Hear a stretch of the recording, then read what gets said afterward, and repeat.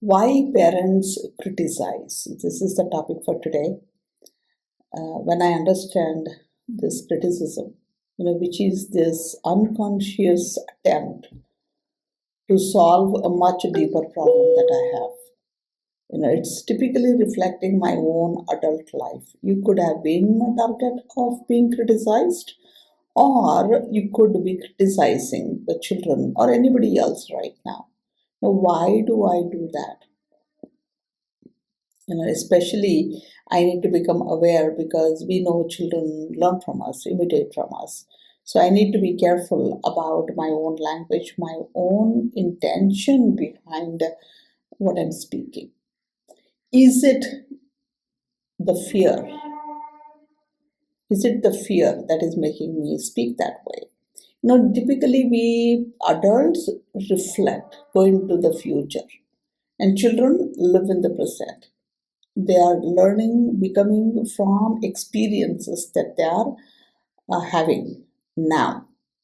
But I see it from future development. Many parents I talk to, usually, the child has lied once, the child doesn't want to do homework, the child doesn't want to eat something right now, and we assume this child is going to be like this forever. That is where the fear comes from. Child refuses to do the homework, and I assume the child will never do the homework, and how will he even survive in the future? The daughter is a picky eater, doesn't eat any vegetables, and I assume that she will never ever eat. So this is the fear. So am I speaking from the fear? So that is what I get drained emotionally, and somewhere I'm trying to get certainty. Tell me that you will eat vegetables. Tell me that you will never lie. Not going to happen with children. That is why this constant fear keeps coming up, and my language, the way I talk to my child, will sound that of being very critical about whatever they do. Children sense it. Somewhere correction becomes the proof that I am a good parent.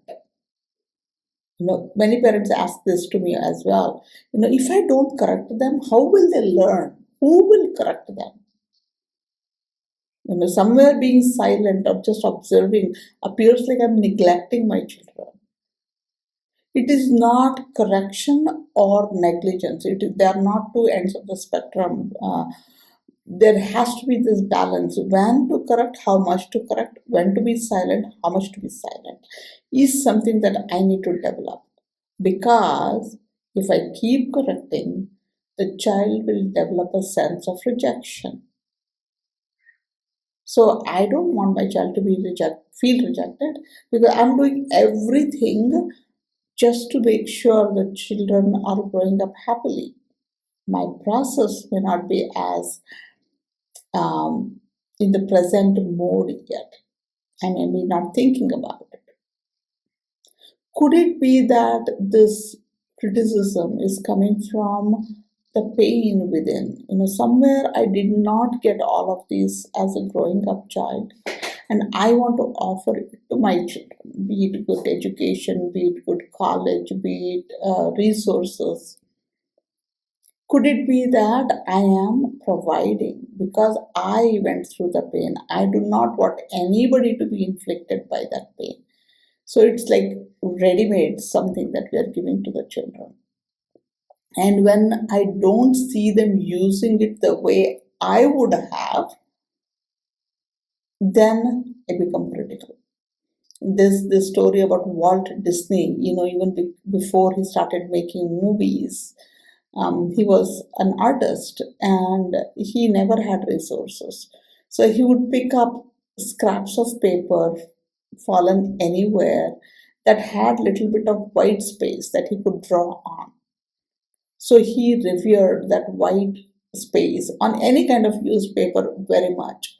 And now imagine he bought a beautiful drawing pad for his children or grandchildren, and the child was just ripping apart and just scribbling something and throwing it out. He would be supremely hurt. he would become critical. And we see that every day in our life. In my time, we were like this. We never wasted it, we reused it, we recycled it. So, is it my pain that is speaking, right? So, a child forgetting a homework, I assume because I reflect, I project, and I am also in pain. There is some inner self kind of mixed up somewhere. I may be trying to live my own childhood and worried about the future. Both are deadly combination. So question yourself. Now, what am I truly afraid of? What is it that I don't want my child to struggle? I don't want people to blame me. My daughter has to be perfect in everything. She sings, she mops, she studies, she's good in everything. We want that. We want a child to have all of these qualities. But my approach is somewhere taking a hit. So it may not be what I speak, the critical words may not be for the child. It's somewhere originating from me, within me, but somewhere child takes it differently. So developing this self love for myself, developing this not a critical judgment, but understanding, those were the situations when I did not have enough paper, I had to conserve. And now children have enough and more. So either I restrict that enough and more, or I don't compare. Teach them reverence, teach them value. So none of these becomes like a big problem because children are developing through experiences only. They have to see us do, they have to do it. Only then are they unfolding themselves. Now I'm bringing in my lens, which is not going to, unless done with conscious presence, it's not going to work. Because somewhere, if I become restless, my nervous system is not regulated. It's going crazy. And that's what I'm sometimes worried in the present age and time. How do we regulate? Because there's so much of stimulus coming in. And nervous system cannot differentiate. Oh, this is only coming from one crime story on the TV serial for today. Nothing about me. No, you see that when you watch a movie, it's a movie, but somewhere I cry for certain scenes. I'm scared in certain scenes. My nervous system just hijacks my intellect, right? So that identity I have of me is what I need to make it stronger. Who am I? What am I capable of right now? And sometimes I still don't have skills. Let's say my child comes and asks help for some project making. I don't have to be critical about it. I don't have to say that because I can't do it. This is the last minute thing. You cannot bring it to me in the last minute. What kind of teachers do you have? Why do they give such projects? You have to do it yourself. Go and figure it out. Many, many things, different situations happen in different families. Why am I saying it? Is it because I don't have time? Is it because I'm guilty that I don't have time? Is it because I don't have skills? So, somewhere, if you look, life is beautiful. Every time I have this skill within me that needs to unfold, that needs to come out, we have a child who is slow, who is too dependent on me, or too independent. They don't even need my help. You see these opposites coming in your life, typically with very close family, your spouses, your parents, your children. And in fact, we need to be thankful because they're coming to help us unfold. So if I take it from that perspective, these I see these as invitations and pause before I speak because I understand being critical, continuously correcting is not the way to help raise a child. because children develop at their own pace.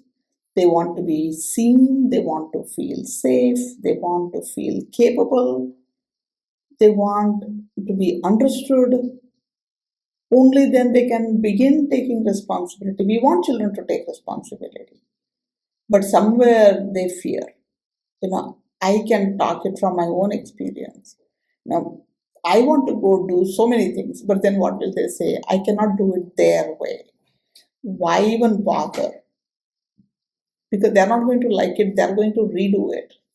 And not just redo, it's just being critical about it, blaming, complaining that I have never honed the skills, and then maybe they do it. And my work is wasted. That's why, with children in school, we never ask them to erase what they have done. Don't ask them to do too many things.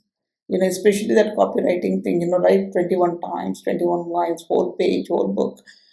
That's so mundane. So erasing the work, in my head, they've not formed the letters right. The handwriting is getting worse. The answer is wrong. But for the child, I have put so much of effort, and now you are just erasing it. That is being critical of me. You may not be verbally criticizing, but your action is showing that you don't approve of my effort, because child does not have the capacity to look and say it's my handwriting bad, and how will I grow up, and in my 10th grade exam my examiners will not be able to read my paper, I might score less marks. All this is going on in the parents' head. So somewhere I need to question deeper within myself. What is that fear? What is that wound? What is that pain? What is that expectation I'm carrying, that I'm trying to get it through my child? Watch my language. Take it easy. Settle down. You don't have to speak instantly. That pause, a little pause here and there, work like works like a charm. Practice that silence, notice your own pains and wounds, and then speak, knowing that child is unfolding at their own pace.